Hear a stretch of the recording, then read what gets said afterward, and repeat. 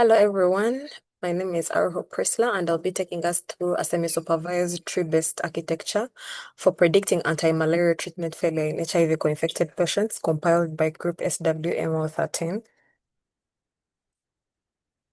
So the roadmap of our presentation will take us through the introduction, uh, the related work, problem statement, research questions, objectives and contributions, system architecture, dataset description, models trained, model selection and deployment, the results um, of our work, model compression, and the conclusions. Firstly, we will look at how HIV patients face significantly higher risks when treated for malaria, and the standard predictive tools failed to predict this because clinical data is severely incomplete, which is about 75% of records lacking ground truth or clinical stage labels, meaning deep learning models overfit small tabular medical data sets and are difficult to interpret clinically. So we developed a predictive risk scoring model that uses semi-supervised learning to learn from both the labeled and unlabeled data and relies on tree-based ensemble models that handle nonlinear biomarker relationships and offer interpretable feature importance designed for low compute deployment in resource-limited settings like rural Uganda clinics. So the result is a system that is not just accurate, but clinically safe and explainable. Moving on to our related works, we look at how the literature confirms the severity of this problem in sub-Saharan Africa. The highest burden of malaria HIV co-infection lies there, and HIV-related immunosuppression leads to higher parasite density and greater anti-malaria treatment failure. A low CD4 count directly correlates with higher treatment failure risk, and first-line SATs like AL and DP are still broadly used, but DP shows a lower late parasitological failure rate. So looking at this, we can see that ARVs interact with anti-malaria drugs. For example, protease inhibitors increase the lumefantrine levels, while efavirenz may reduce them, which creates unpredictable drug efficacy. So in rural Uganda, where both HIV and malaria prevalence are high, that is where we are going to base our deployment context. So the core machine learning challenge is label sparsity combined with manifold distortion risk, where 75% of our dataset has no ground truth or clinical stage labels. And that alone is difficult, but the real danger lies in how we handle the missing data. So when naive imputation methods like filling missing values with global mean or median are applied to the datasets, this to such datasets, the variance of the feature space artificially collapses, which means that PCA and dimensionality reduces it reduces and becomes misleading. So pseudo-label propagation then misclassifies high-risk minority patients and the majority average class. So we will also look at how this is not just a modeling failure, but also a patient safety failure. So our solution would be using Miss Forest, which is a multivariate iterative imputation method before any manifold projection. And this preserves the true physiological distribution of biomarkers and ensures our semi-supervised labels are clinically trustworthy. So looking at our research questions, objectives, and contributions, we will see that from our objectives, we developed a predictive failure risk score that integrates current CD4 counts with regional resistance markers to quantify how specific immune tiers directly correlate with anti-malaria treatment failure. And we also built a drug effectiveness mapping tool that identifies which SCT treatments maintain the highest clearance rates in the presence of HIV-related immunosuppression. And we also mapped a high-risk overlap zones by linking regional HIV prevalence with localized data on salvadoxine, pyrimethamine, and piperaquine resistance to specify where clinicians face the highest problems. And we also proposed a system to help HIV patients be transferred to medication that will treat them faster when symptoms are shown. Then we move on to our methodology and system architecture. Since we are working with a larger set of unlabeled data and a smaller set of labeled patient data, we train our best classifier, which is a semi-supervised model, which will help us to read from both data sets. Then we find the raw prediction probabilities. We find the high confidence selector and discard the low confidence selectors. We generate pseudo labels, add pseudo label data to training set. We train this model iteratively until we arrive to our final trained model improved predictions on clinical data. Moving on to our data set description. So our data set is significantly large. Our biggest data set has 32,995 rows and 15 columns. That is significantly large. And they contain hematological biomarkers, for example, the CD4 count, the hemoglobin, the white blood cell count, which are used to predict WHO HIV clinical stages. So seeing that about 75% of the data is unlabeled, which makes it a standard random train test split unreliable. We have to evaluate on pseudo-labeled data that can cause confirmation bias and overestimate our model performance. So we have a ground truth only test split, and which is used that is more reliable than the pseudo-labeled data. So that 20% of the test set can be used for evaluation, and the remaining labeled and all unlabeled data are used for the semi-supervised training. So this ensures that the evaluation reflects real clinical reliability and not model self-agreement. We trained a total of 12 models, and they gave us different metrics looking at the label spreading, co-training, tri-training, and self-training with GPC. They gave us the metrics accuracy, recall, and F1 score. With label spreading, we have an accuracy recall of 0.9346. With co-training and tri-training, where we are training a number of classes in comparison to the other, we'll find that our recall, F1 score, and precision give us class 0 metrics, class 1 metrics. And then we also have our self-training with GPC, which gives us a 0.9412 accuracy and recall. We move on to the Gaussian process regression, Bayesian, hierarchical, and elastic net plus XG plus sharp, which give us different metrics, same with label propagation, self-training, TSVM, and the Laplacian regulated least squares. So from the above models, we selected the model self-training with Gaussian process classifier because it gives us the highest of accuracies compared to the 12 models, which is 0.9412. It supports semi-supervised learning and learns from both labeled and unlabeled data, being ideal for our data set since it has mostly incomplete labels. It also has an F1 score that is 0.912, which shows that it's a strong F1 score and area under curve. And we also did an explainable AI audit using sharp and permutation importance, showing that the model captures complex relationships in biomedical features and produces well-labeled predictions. So this is our pipeline for the deployment, where we have raw clinical data. We have a pre-processing service. We train 12 models where we select our desired model, which is self-training with GPC.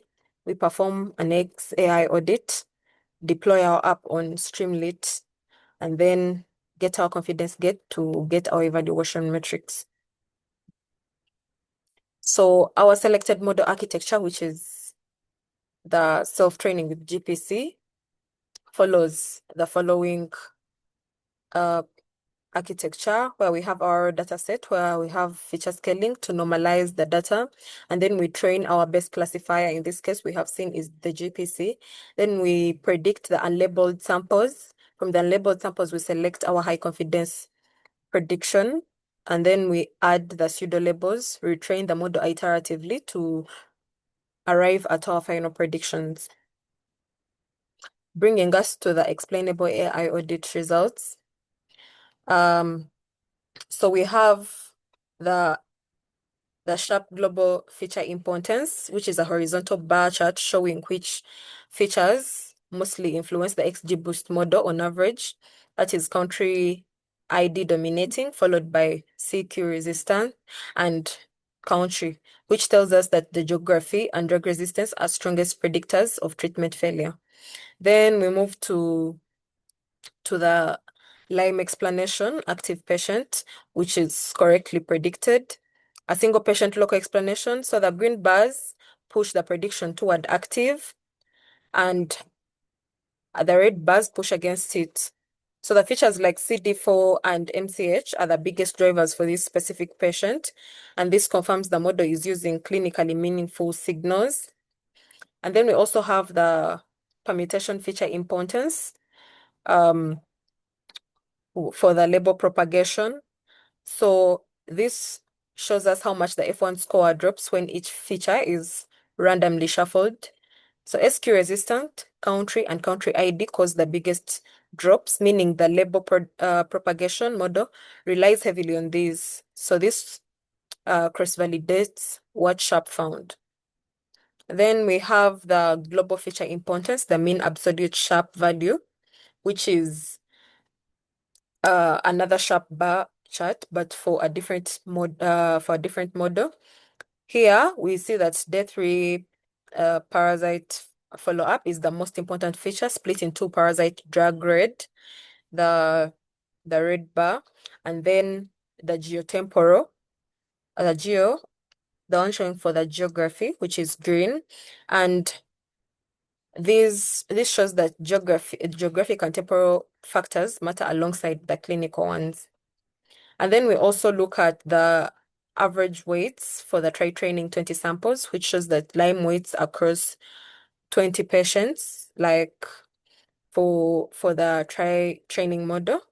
And it shows that features like ABO AMP RH and ABO group 2 have the largest negative weights, meaning they consistently reduce the probability of treatment failure across patients. Then bringing us to the Lyme single explanation instance, which compares co-training for logistic regression and tri-training for k-nearest neighbors side by side, single patient explanations for two different models. And it compares how the weight features are different for the same patient, which helps to detect inconsistencies between models. So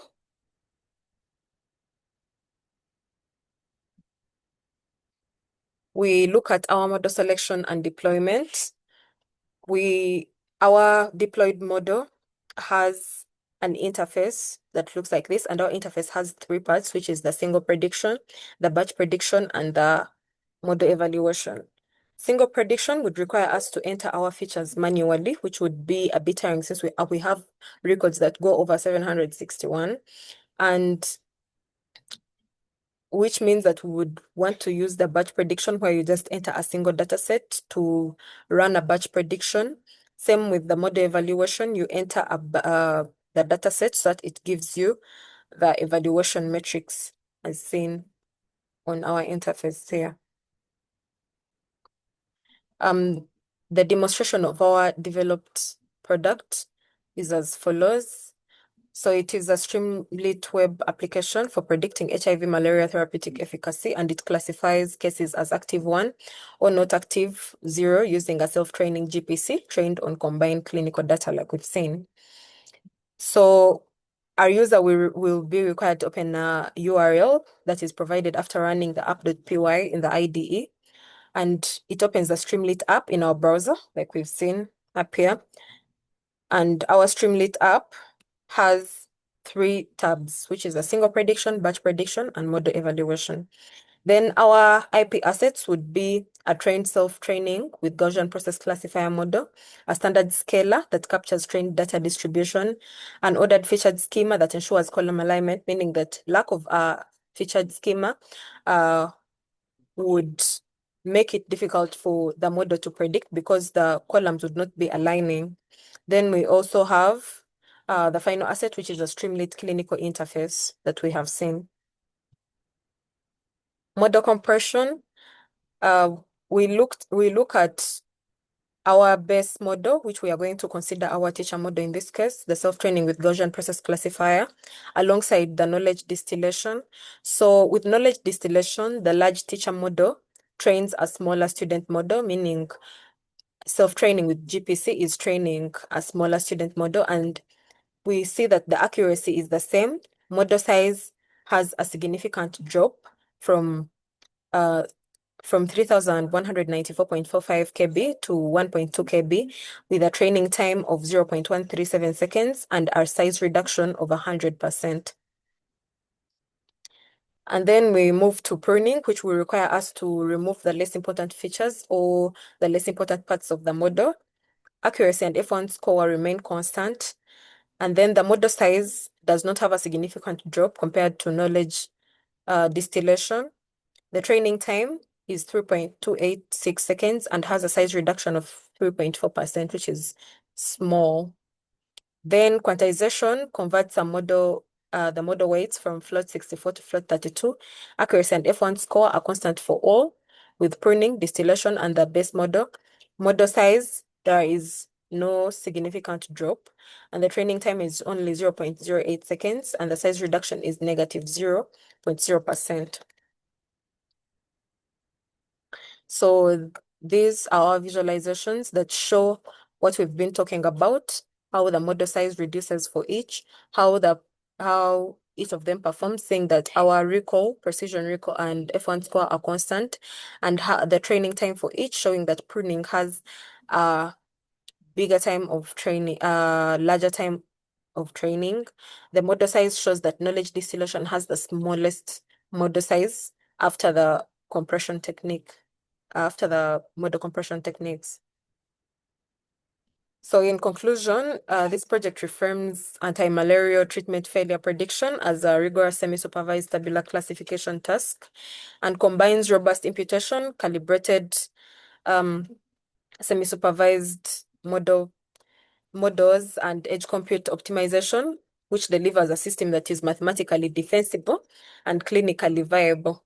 So our architecture depends on the quality of the initial 25% labeled cohort.